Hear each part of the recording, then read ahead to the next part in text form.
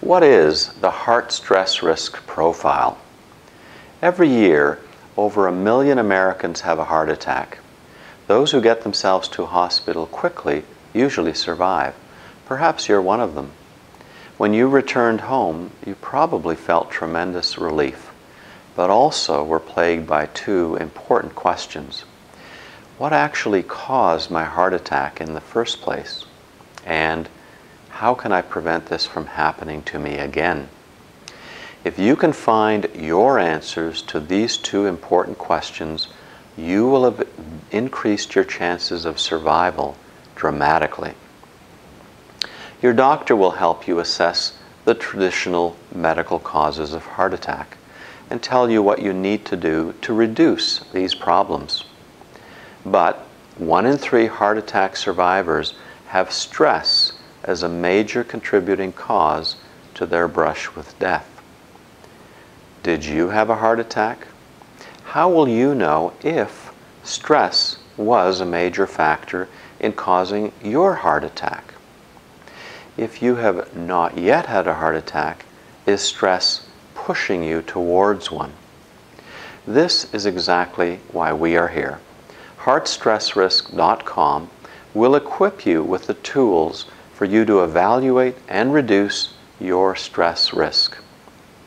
First, you need to know how stress contributes to your overall heart risk. What specifically are your stress challenges, and where should you start in making changes? Only answers to these questions will help you take action to reduce your stress risk. Did you know that there are 7 different aspects of stress that make up your total stress risk? Do you know what they are? Maybe you're high on all 7, or maybe you're high on only one of the 7. Only our heart stress risk profile will measure all 7 and tell you where you stand. It's been designed to measure the 7 specific stress factors that have been validated as independent risk factors most related to having a heart attack. What are the 7 deadly stressors? The first is your level of chronic stress, whether it's at home, at work, or financial. The second is the number of major life stresses that you've had during the past year.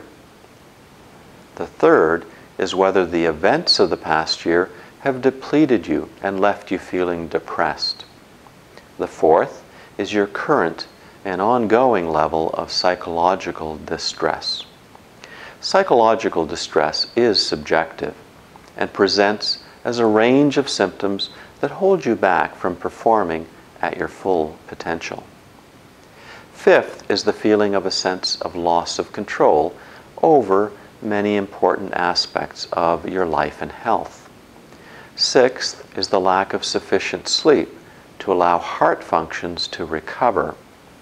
And seventh is sleep apnea, a sleep disorder that results in your stopping breathing throughout the night. When you stop breathing, that activates your stress system repeatedly and throughout the night to keep you from dying. But it also increases your overall stress. No one of these 7 factors is more important than the other, and none can be removed from the picture altogether. Each accounts for about the same proportion of your overall stress risk. When you complete the heart stress risk profile, you will know exactly where you stand on each of these parts of the stress picture.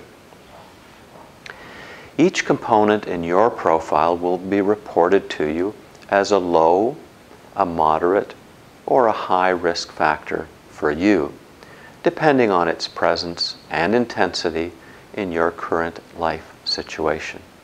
So you may be low on all 7 factors, or you may be high on all of them. Finally, we give you an overall total score to estimate your actual total heart stress risk.